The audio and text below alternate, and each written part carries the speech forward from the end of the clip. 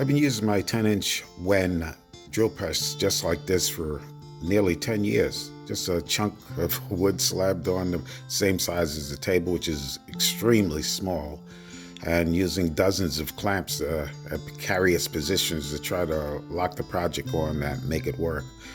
I decided finally, after the last job and spending piles of time getting this thing set, to build a proper drill press table. I could have built one myself, but I checked online and found this Rockler model that had the dust collection integrated into the fence, but at $400 was well out of my price range. I bought the Rockler fence for $69 and decided to build the table myself. I started with a piece of 3/4 ply cut to dimensions of 14 by 24, then cut out a section for the drill press shaft. I had to extend the cutout to accommodate the handle to raise and lower the drill press table. I'll find a way to extend that handle later.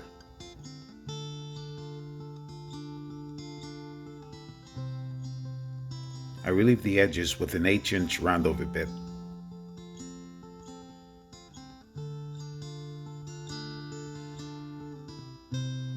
I mirrored the shaft cutout on the second piece of 3/4 ply. Same dimension as the bottom piece, but this will serve as a tabletop.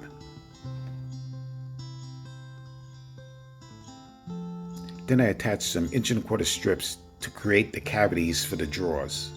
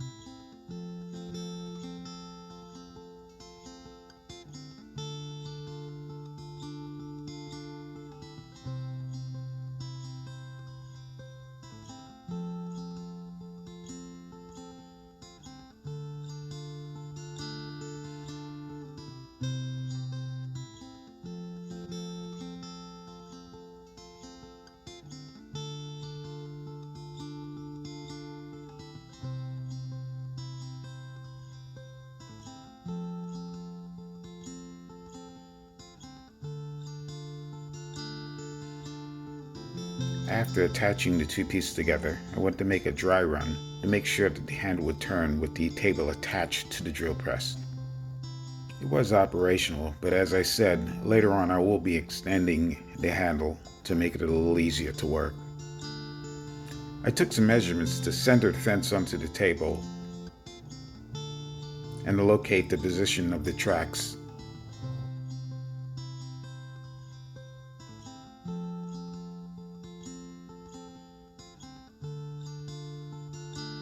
But before that, I'm going to attach the 1/4-inch PVC sheet for the skin of the entire project.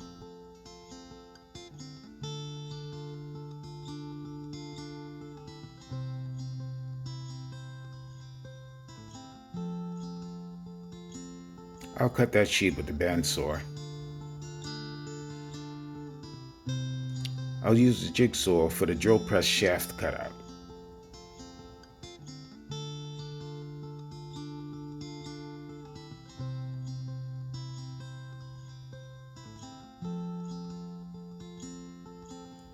I'm using contact cement to attach the sheet to the tabletop, but I have to take all precautions to keep myself safe. I have the doors open in the garage. I have my air filtration unit running.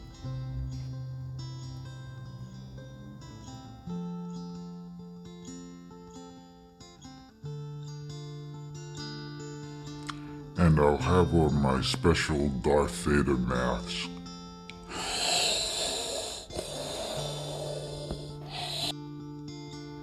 I'm cutting strips from the 1/4-inch PVC sheets for the sides and front.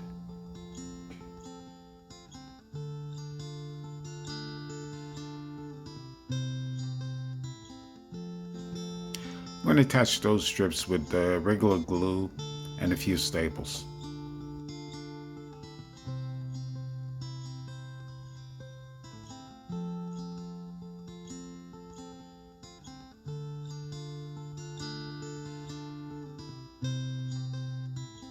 I'll clamp it down securely to make sure that the glue sets.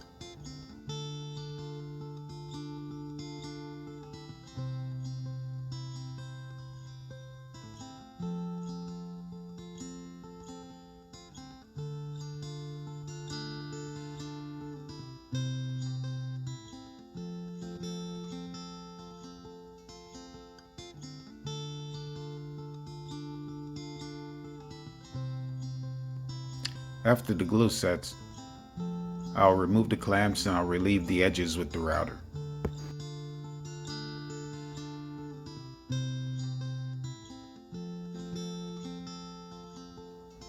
I'm trying to get into the habit of putting away tools that I'm not immediately using, especially when they're readily available to take out again if I needed them.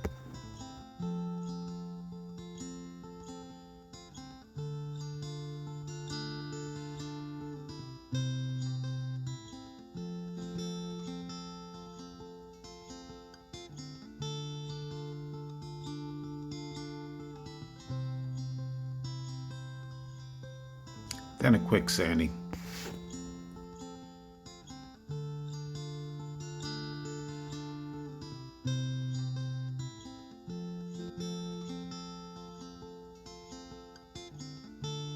I'm drilling a couple of holes so I could use the flush trim bit to route out the slots for the drawers.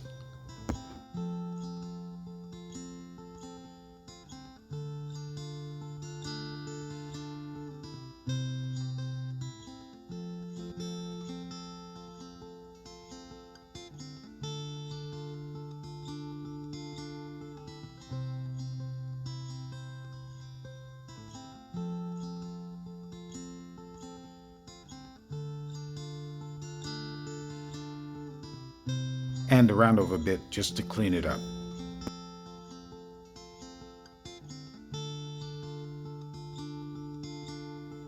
A quick measurement for the drawers, which I'll make with the 1/4 inch PVC sheets.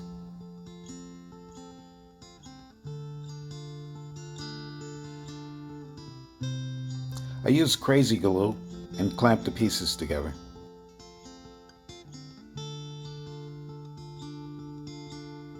Just be very careful with the crazy glue or you'll make yourself a permanent part of the project.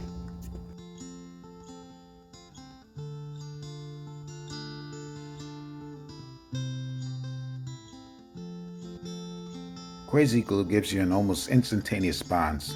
The clamps just made sure I had even pressure across the entire sections.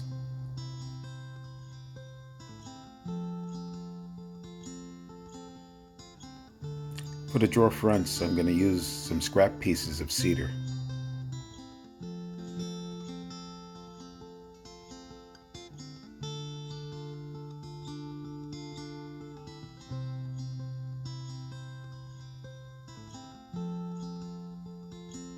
I round it over the corners for a smoother look.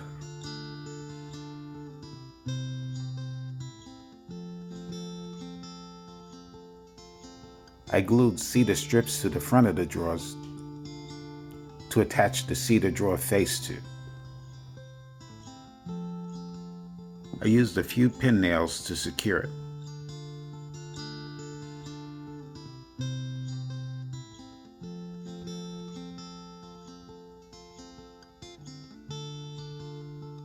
Then I glued and pin nailed the cedar faces to the drawer fronts.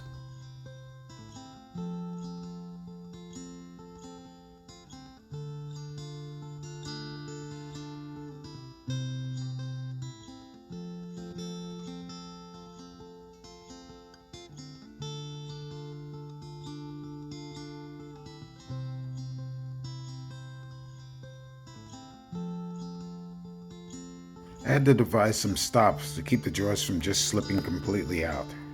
I screwed 2 small pieces of 1/4 inch PVCs to the rear center of the drawers.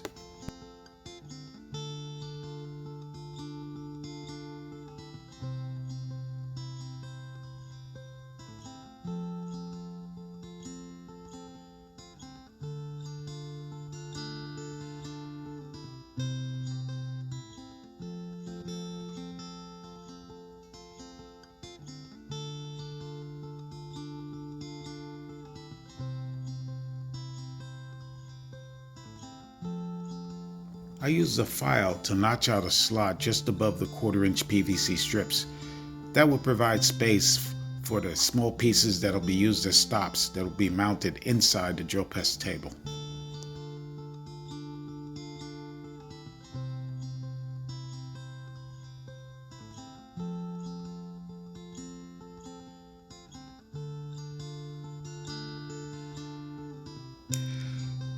I marked out the center of the slots on the drawers to coincide with the stops that will be mounted inside the table. Then I crazy glued pieces slightly smaller than the slots in a proper position.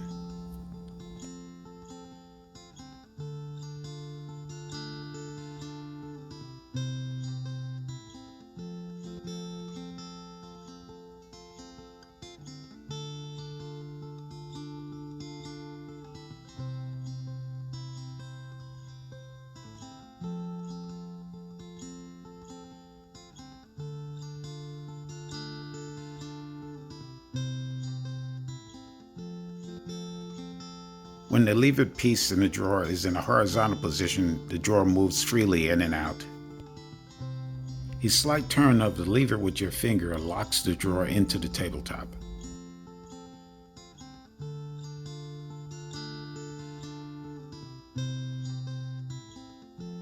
I created a base for the bottom of the table to secure it into a center position that I could always come back to when I remove or replace the table.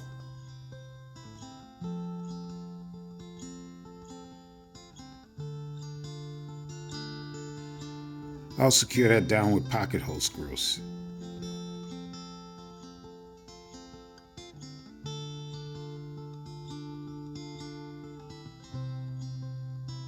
I put wood glue on the brace, but I'm only going to secure the back 2 holes until I'm sure I have a proper fit around the existing drill press table.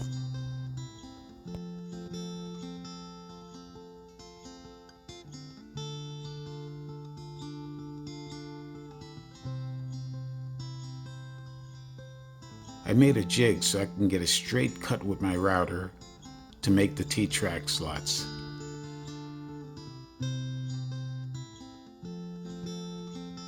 Then measured more times than I cared to tell you to make sure that everything was in the right position.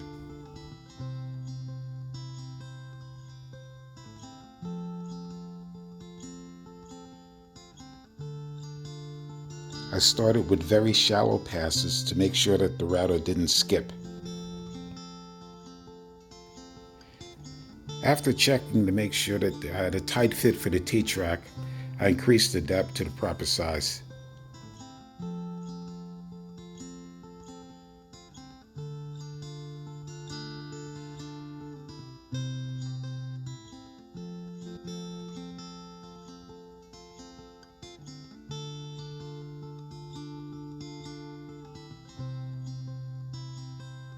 Repeated the process for the second track. This time I stood clear of the mess.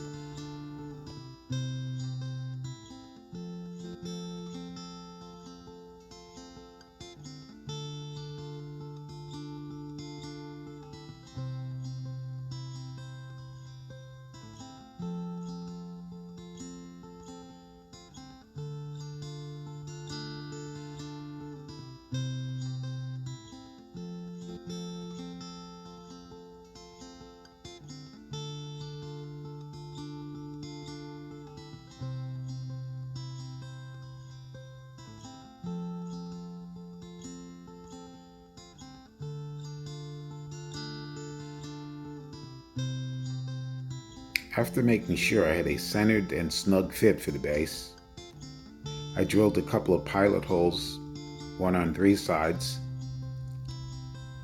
That way I'd know exactly where to put my shields.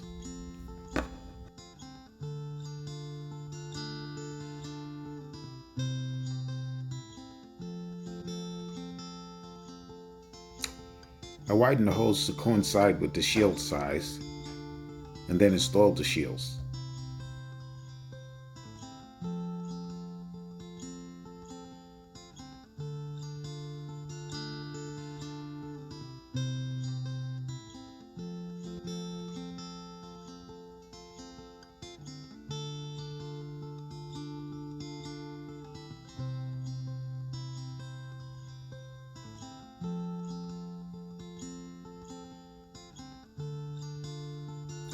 To make sure I was installing my table with the base centered, I put in a long drill bit. Centered the bit into the hole, locked down the base, and marked the center on the post.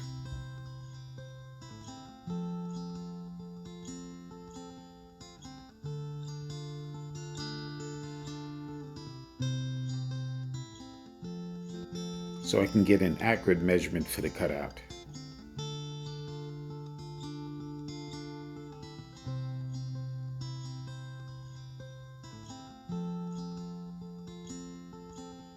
After centering and leveling the table, I made a mark with the drill.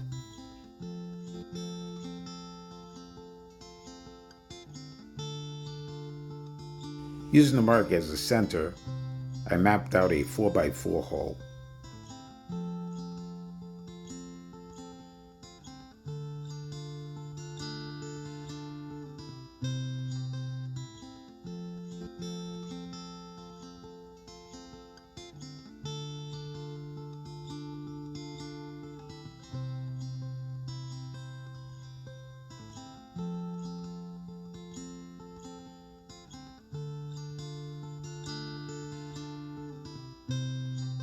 I improvised a makeshift jig for the router.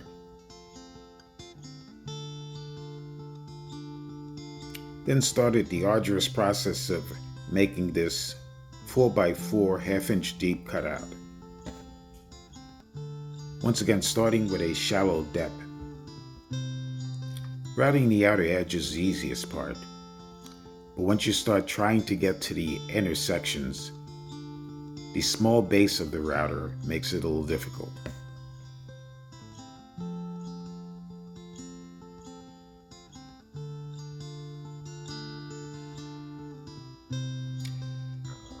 Getting to the center section became very difficult, but I muddled my way through it.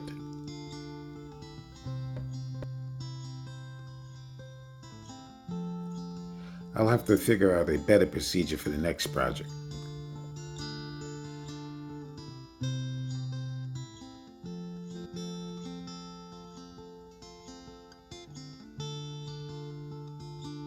I sanded down all the imperfections from the router so that the removable pad would fit in level.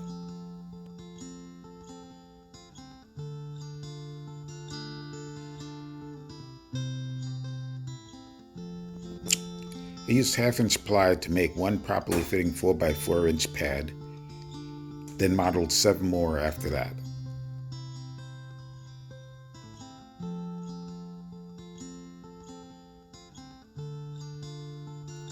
Retested the pads to make sure that all of them were fitting properly.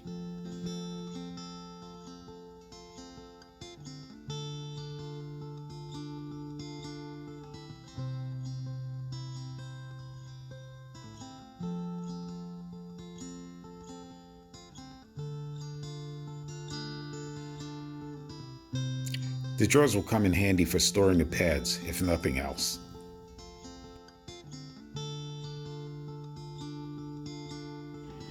With the job completed, with the only cost out of pocket from materials I didn't have was the fence at $70, I decided I'll splurge and buy 2 woodpecker stops at $29 a piece.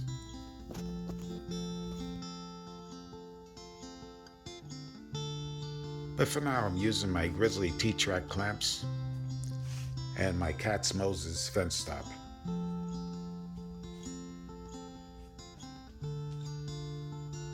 Thanks for watching. I hope it was informative for you.